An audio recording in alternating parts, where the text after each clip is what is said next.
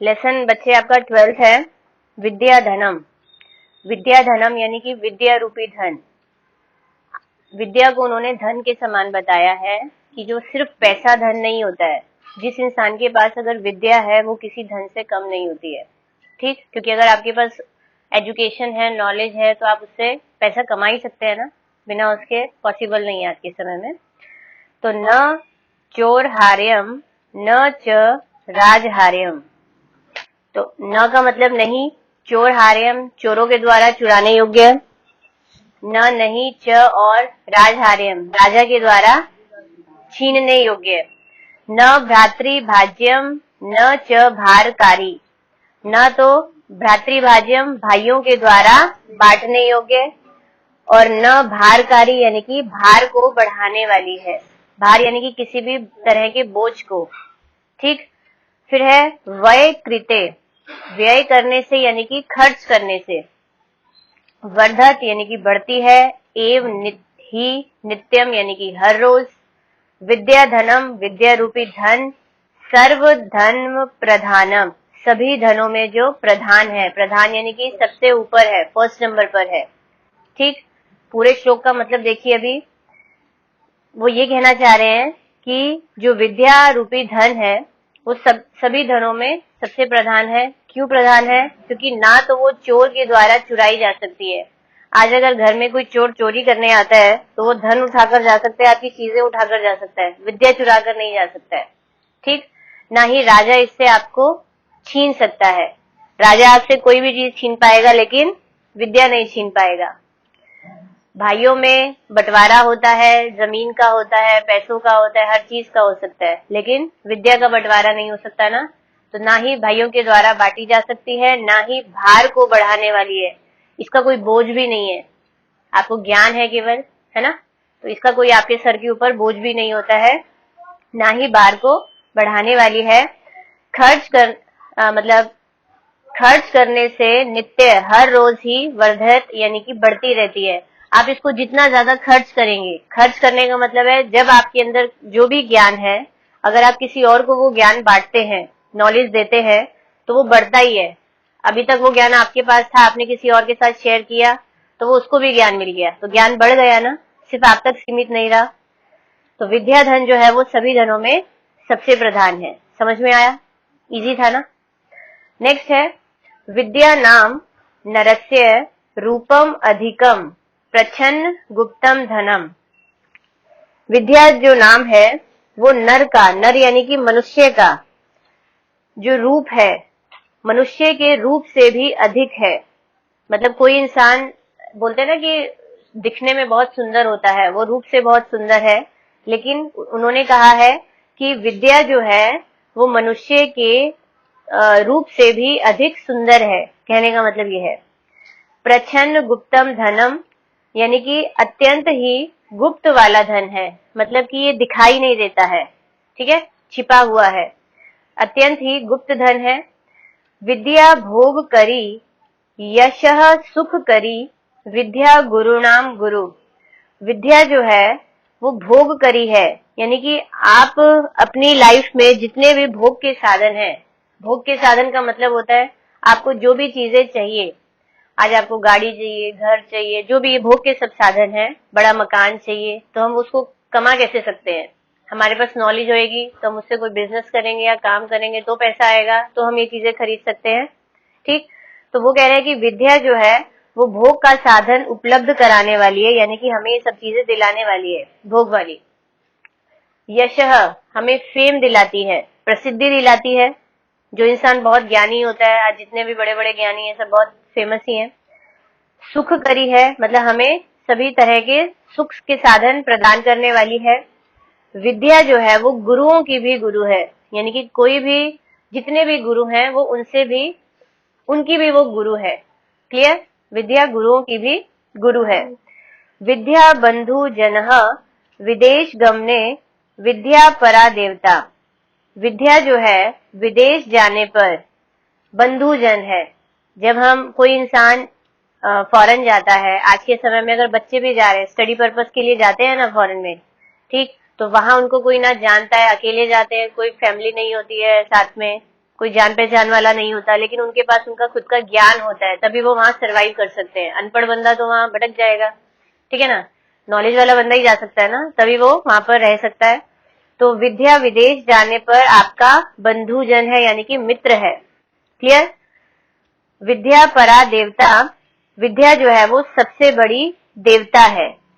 Clear, मतलब सभी देवताओं में उन्हें सबसे बड़ा कहा गया है।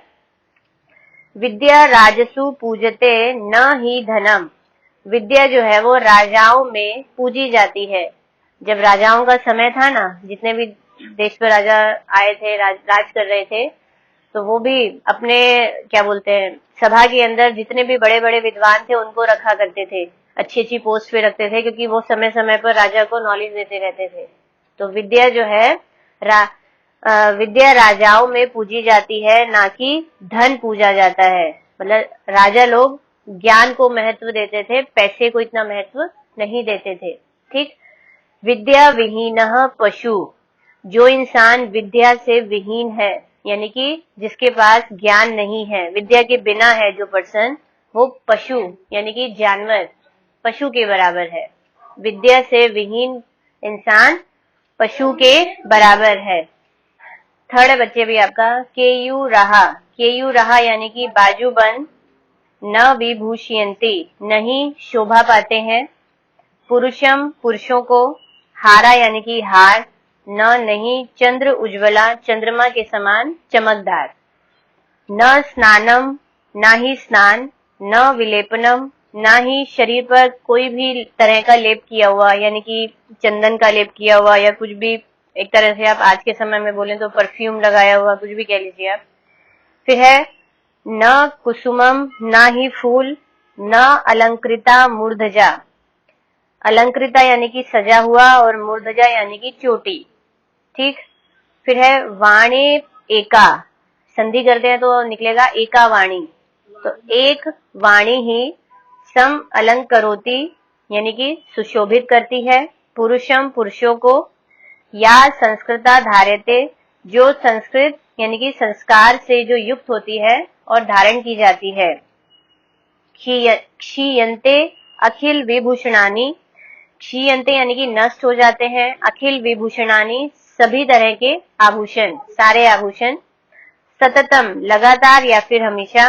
वाग भूषणम, भूषणम, वाणी रूपी जो भूषण है, आभूषण जो है वही भूषणम है, यानी कि आभूषण है। अब पूरे श्लोक का मतलब समझिए कि पुरुषों को ना तो केयूरा यानी कि बाजूबंद अलंकृत नहीं करते, यानी कि सुशोभित नहीं करते हैं। ये जो विभूषयंती है, ये बार बार उन्होंने नहीं लिखा है, क्रिया एक ही बार है, लास्ट में बोलते हैं।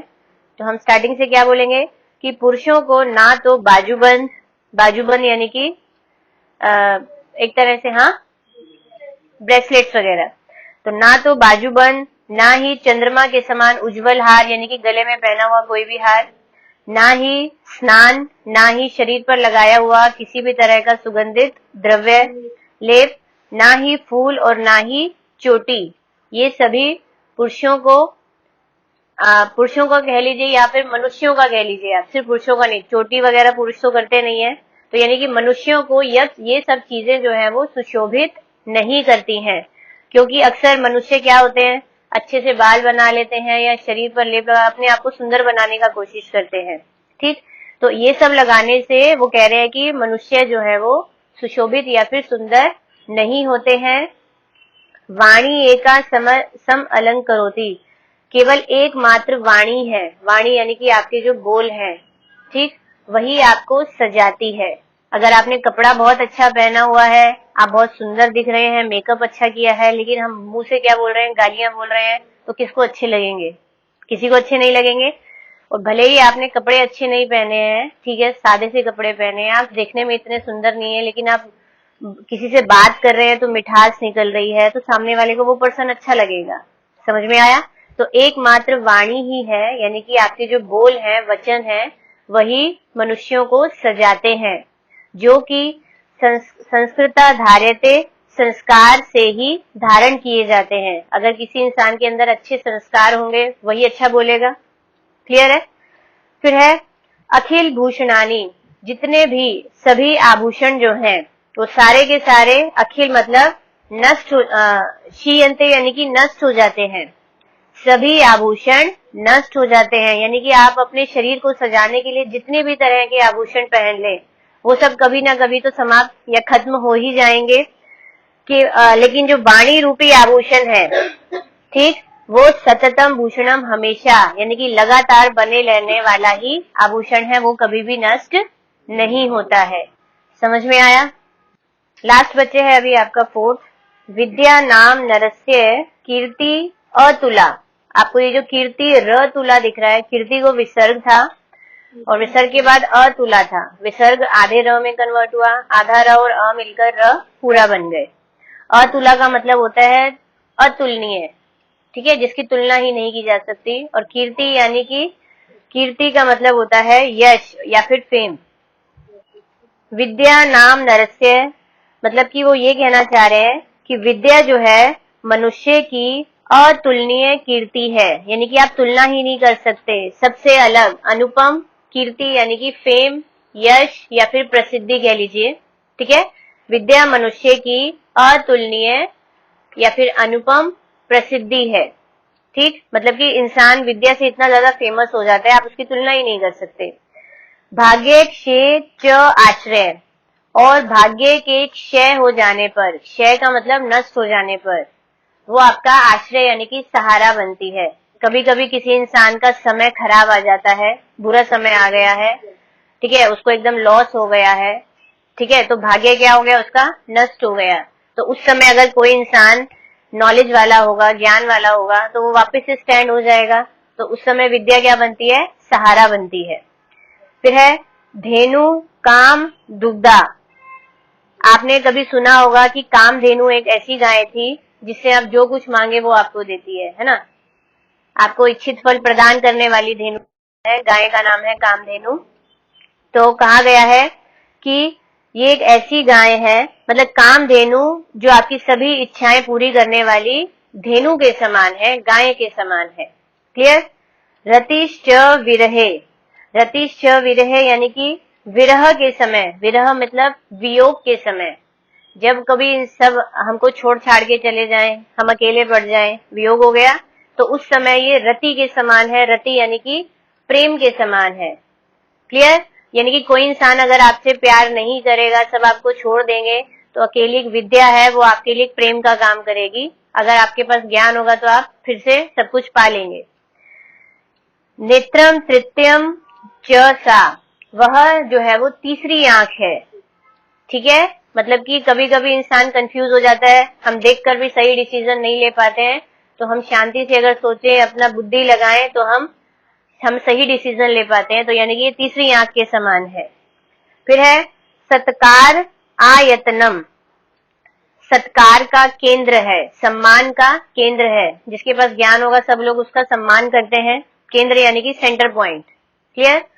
कुलस्य महिमा, यह कुल की महिमा है। कुल यानी कि कोई भी ऐसा कोई परिवार होगा जिसके अंदर कोई पढ़ा लिखा, जैसे कि एक बड़ा सा कोई डॉक्टर होगा या कुछ होगा, तो पूरे खानदान का नाम रोशन कर जाता है ना, तो वो पूरे कुल की महिमा के समान, पूरे कुल की महिमा होती है, सब लोग उनका गुणगान करते हैं। फिर है रत्नई विना भूषणम, ये एक ऐसा रत्न मतलब कि ऐसा आभूषण है, आभूषण यानी कि गहना है जो रत्नों के बिना है, इसके ऊपर कोई रत्न नहीं जड़े हुए, यानी कि कोई हीरे मोती नहीं है विद्या के ऊपर, फिर भी ये किसी भी आभूषण से कम नहीं है। क्लियर? ऐसा आभूषण है जो कि रत्नों के बिना है। तस्मात् अन्यम उपेक्ष्य सर्व विषयम विद्या अधिकारम कुरु। तस्मात् इस कारण से वो कह रहे हैं, अन्यम सर्व विषयम, अन्य सभी विषयों को उपेक्ष्य यानी कि छोड़कर, जितने भी बाकी विषय हैं, टॉपिक्स हैं, उन सबको छोड़कर विद्या अधिकारम करो, विद्या के ऊपर अधिकार करो। ऐसा मतलब जिसने भी ये श्लोक लिखे हैं वो बोल रहा है कि सभी चीजों को आप छोड़ दीजिए, केवल विद्या के ऊपर अपना अधिकार करिए, वो ना तो कोई छीन नहीं पाएगा। सिंपल यही बता रहे हैं ना, अगर आपके पास वो है तो आपको दूसरे गहनों की जरूरत नहीं है, ठीक, अपने आप सब आपका सम्मान करेंगे, सारी चीजें इसमें आ जाती हैं। इसलिए हर चीज को छोड़िए, केवल विद्या। आज आप एक स्टूडेंट हैं तो स्टूडेंट लाइफ में वैसे भी विद्या का बहुत महत्व है ना, तो जितना ज्ञान ले सकते हैं लीजिए। श्लोक में भी अब फाइनली डिक्लेयर हो गया ना आप लोगों के लिए, तो विद्या के ऊपर अपना अधिकार करिए जितना ज्यादा कर सकते हैं। क्लियर है? डाउट्स है तो पूछिए। उसके बाद सेल्फ आप लोगों ने एक्सरसाइज करनी है, फिर हम डिस्कस करेंगे। एक्सरसाइज है बच्चे हमारी अभी। फर्स्ट एक्सरसाइज में आपको आम और न यानी कि हाँ और नहीं में आंसर देना है। क्लियर? तो फर्स्ट है बच्चे अभी आपका, विद्या राजसु पूज्यते, यानी कि विद्या राजाओं में पूजी जाती है। यस, हाँ आंसर आएगा। वाग भूषणम, भूषणम न, वाणी का आभूषण जो है वो आभूषण नहीं है। गलत, नहीं, वाणी का आभूषण आभूषण है। विद्या धनम सर्व धनेषु प्रधानम, विद्या धन जो है वो सभी धनों में प्रधान है, टॉप पर है। यस, आम। विदेश गमने, विदेश जाने पर विद्या बंधु जनः न भवति, विद्या मित्र नहीं होती है। तो गलत, नहीं, वो मित्र होती है। सर्वम विहाय विद्या अधिकारम कुरु, सब कुछ विहाय छोड़कर विद्या पर अधिकार करो। तो जी हाँ, करना चाहिए, आम। क्लियर? सेकेंड एक्सरसाइज में आपको लिंग, विभक्ति और वचन बताना है। सिंपल से हैं सारे के सारे आपके, वही अभी तक आपने टेबल्स किए हुए हैं। नरस्य है तो नरस्य राम जैसा टेबल है, पुल्लिंग वर्ड है नर, षष्ठी विभक्ति और एक वचन है। गुरु नाम साधु जैसा टेबल है, ठीक, तो पुल्लिंग आ गया, षष्ठी विभक्ति बहुवचन। केयू रहा, केयू रहा राम जैसा टेबल है, पुल्लिंग है, प्रथमा विभक्ति बहुवचन। कीर्तिम, कीर्ति यानी कि छोटी कारांत मति जैसा टेबल है, द्वितीय मतलब स्त्रीलिंग हो गया, द्वितीय विभक्ति और एक वचन। भूषणानी, भूषणानी में आनी आ गया लास्ट में, तो यानी कि फल जैसा टेबल है, तो नपुंसक लिंग, प्रथमा विभक्ति बहुवचन। जी, प्रथमा डालो द्वितीय डालो एक ही बात है, क्योंकि दोनों लाइनें सेम होती हैं, आना बहुवचन है। क्लियर? नेक्स्ट आपका थर्ड एक्सरसाइज है, श्लोक आपको मैचिंग करने हैं। अभी अभी हमने श्लोक पढ़े हैं, आपको बस अरेंज करने हैं कौन सा किसके साथ आएगा। विद्या राजसु पूज्यते न हि धनम, विद्या विहीनः पशु। क्लियर? केयूरः न विभूषयन्ति पुरुषम, हारा न चंद्र उज्ज्वलाः, न चोरहार्यम न च राजहार्यम, न भ्रातृभाज्यम न च भारकारी। सत्कार आयतनम कुलस्य महिमा, रत्नै विना भूषणम। ठीक है ना? फिर है वाणी, वाणी एका सम अलंकरोति पुरुषम, या संस्कृता धार्यते। ये तो सबका ही राइट होगा, है ना? फोर्थ एक्सरसाइज में आपको प्रश्नों के उत्तर एक पदेन में देने हैं, वन वर्ड में आंसर देना है। पहला है कह पशु, कौन पशु होगा? विद्या विहीनः, यानी कि जो विद्या से के बिना है। का भोग करी, कौन है जो हमें भोग के साधन उपलब्ध कराती है? विद्या। ठीक। के पुरुषम न विभूषयन्ति, के यानी कि कौन पुरुष को यानी कि मनुष्यों को सजाते नहीं है? बाजूबंद। केयू रहा, ठीक है, केयू रहा में विसर्ग भी आ जाएंगी, बहुवचन है, के में आंसर पूछा गया था। का एका पुरुषम सम अलंकरोति, क्या है एक जो पुरुष को यानी कि मनुष्य को सजाती है? वाणी, सिर्फ वाणी में आंसर आएगा। का पूछा गया है, फीमेल का सिंगल वर्ड, एका ऑलरेडी क्वेश्चन में दिया हुआ था। कानी क्षीयन्ते, क्या है जो नष्ट हो जाते हैं? आप लिख सकते हैं भूषणानी केवल तो भी करेक्ट है, अखिल भूषणानी लिखोगे तो भी करेक्ट है, लेकिन लिखना ज्वाइन करके एक ही वर्ड में है। क्लियर? अलग अलग मत लिखिएगा, अखिल भूषणानी। फिर है प्रश्न निर्माण आपका नेक्स्ट एक्सरसाइज में। जो अंडरलाइन वर्ड है अगर हम सिर्फ उसको पढ़कर पहचान लेते हैं तो हमें पूरे सेंटेंस की जरूरत नहीं पड़ती है। नरह से आप समझ सकते हैं, पुल्लिंग पहला पहला वर्ड है तो कह आ गया। विद्या स्त्रीलिंग का पहला वर्ड है, का आ जाएगा। हा रहा यानी कि पुल्लिंग का प्रथमा का बहुवचन, जस्ट लाइक राम रामौ रामहा, तो कह कौ के, पुल्लिंग का बहुवचन में के आता है। पिता, पिता का टेबल भी आपने सीखा था, सबसे पहला वर्ड है प्रथमा विभक्ति एक वचन, तो पुल्लिंग के लिए पहला पहला वर्ड क्या होता है? कह। ठीक है, ये मत सोचिएगा पिता है तो हम का लिख दे, रॉन्ग हो जाएगा। ठीक है, तो पिता है तो कह आएगा। सर्व प्रधानम, अब इस पर अंडरलाइन है, लेकिन इसमें ये एक्चुअली एडजेक्टिव का काम कर रहा है कि विद्या धन सभी धनों में प्रधान धन है, तो यहाँ पर कैसा धन है।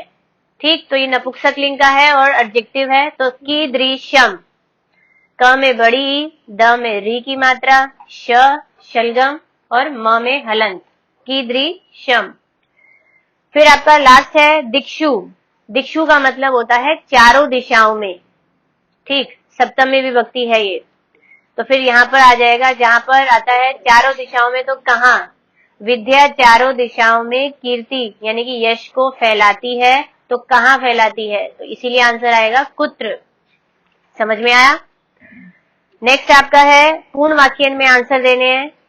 ठीक है, आपको जहां एक वर्ड चेंज करना कर दीजिएगा, लेकिन आंसर हमने फुल सेंटेंस में लिखना है। गुरुनाम गुरु का अस्ति, गुरुओं की गुरु कौन है? विद्या है, लिखना पूरा आंसर है, लेकिन का की जगह केवल विद्या आ जाएगा। कीदृशी वाणी पुरुषम सम अलंकरोति, कैसी वाणी पुरुषों को सजाती है?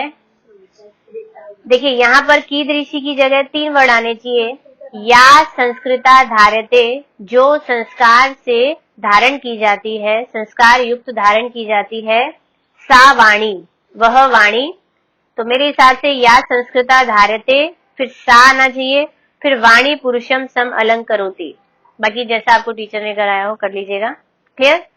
फिर है वय कृते किम वर्धते, खर्च करने से क्या बढ़ता है? विद्या धनम, किम पूछा गया था इसीलिए धनम नपुंसकलिंग में आंसर आया, तो आंसर आएगा विद्या धनम। नेक्स्ट है बच्चे भाग्य क्षे आश्रय कह, भाग्य के नष्ट हो जाने पर सहारा कौन है? कौन सहारा है?